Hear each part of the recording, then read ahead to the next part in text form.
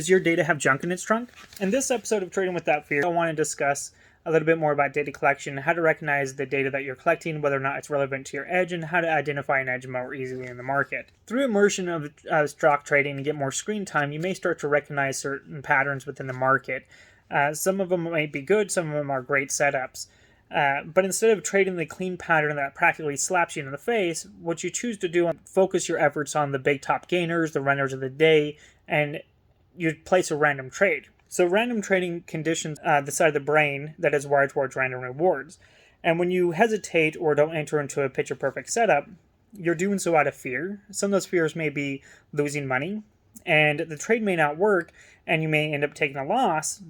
But because it's such a clean pattern and a clean setup that you can clearly identify, it may also trip you into another state of mind, which is being wrong. And as a trader, especially over time, as you've been trading for months, years, it may even tap into a state of thinking, well, am I even worthy enough as a trader? Am I actually recognizing the information from the market the way it should be? Fear of missing out, or FOMO, causes us to have unrealistic expectations, and therefore we interpret market information in a non-threatening way. So you wouldn't be putting on a trade unless you were sure that it was going to be a winner. Before you even jump into the random trade, you've already eliminated the risk out of the trade. So in your mental environment, an impulsive trade is associated with a random outcome. If you think about it like a slot machine that I've used in previous episodes, what you expect when you're pulling this slot machine handle is something to happen. But you hope to be a winner based on a random outcome.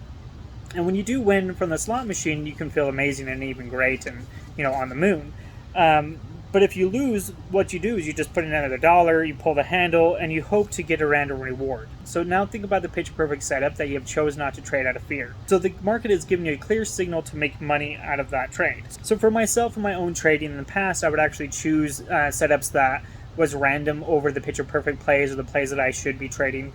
And some of the reasons that I've recognized for myself is that if I was to choose the picture perfect pattern or the play that I should be trading, let's say an ABCD pattern, and that ABCD pattern fails, it would tap me into a state of mind of I don't know what I'm doing as a trader, or maybe I don't even have the skills to be trading.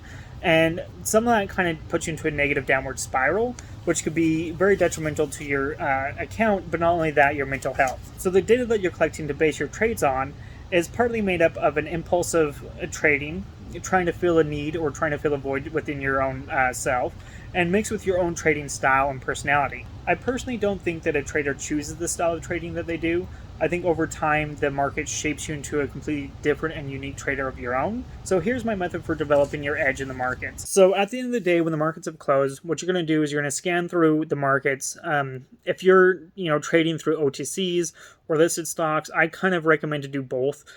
So I trade from sub penny all the way to like $15, $20, sometimes even higher. But what I'm going to do is I'm going to scan for everything. And what you're looking for after the market is closed is clean and clear patterns that you can easily recognize and ones that you've already previously learned about. So for an example, what you may be looking for is morning panic dip buys, ABCD patterns, multi-day, multi-month, or multi-week breakouts, red-green moves, all these different type of patterns. So the number two, what you want to start to do is collect data information. So from the hypothetical buy point off of that chart, where would you be buying and where would you be exiting that trade?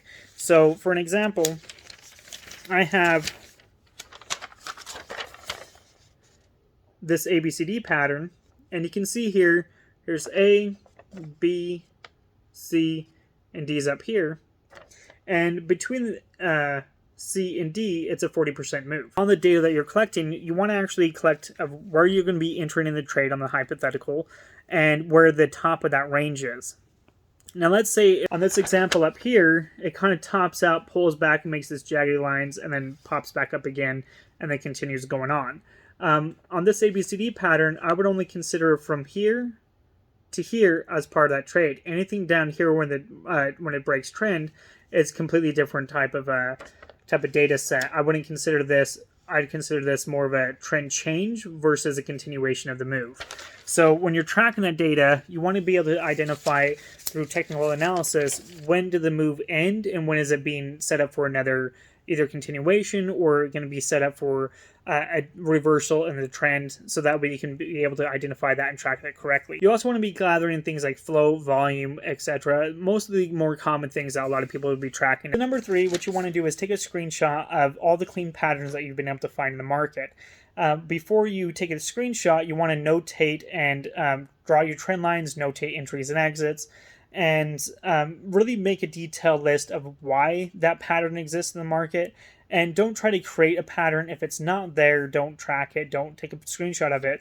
You only want to track the cleanest identifiable setups. You don't also want to just take a picture of the intraday setup. You do also want to take a picture of the intraday in conjunction with the daily chart. You may start to recognize over time that the daily chart kind of allows you to see the trend before it happens, and an intraday chart gives you a better understanding of where to enter the trade for a more precise entry. But the daily chart is going to help you understand the overall direction of the trend of the move. So what I do on my screen is I'll have on the top screen, I'll have my intraday chart. On the bottom screen, I'll have my daily chart. And I usually will have it set up for a 3 or 6 month or 1 year time frame. Depends on the chart and depends on where the pattern's at. But you want to be able to have that in a screenshot, so that way when you're looking at it, you can correlate the intraday and the daily. So over time, you'll be able to recognize what's causing those moves and how to identify a cleaner setup. And when you're scanning your stocks, you'll also be able to recognize, hey, this daily pattern is starting to set up, and this has done this before, and this is what the outcome was, and you can trade it more efficiently. The next thing is when you're gathering your data, you want to make sure that your data is separated. What I mean by that is I used to track all my data, and over time I'd have like a whole year's worth of data all in one spreadsheet and a whole year's worth of photos.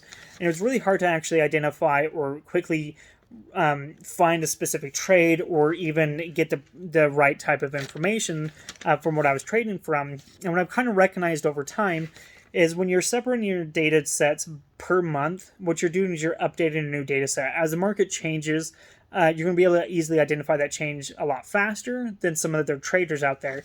And when you're collecting it in a larger time frame, such as 6 months or a year, I know there's a lot of traders that just have one big spreadsheet that will have all their data information.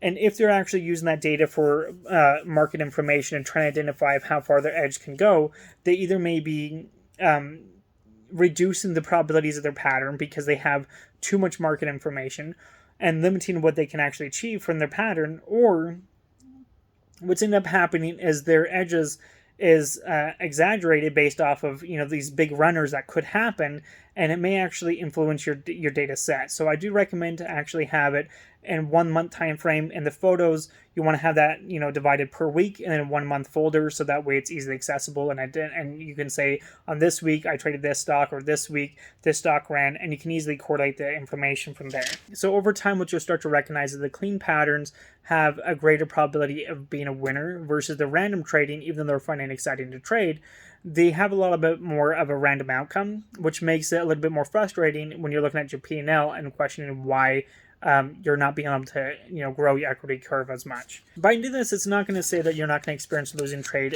in the market.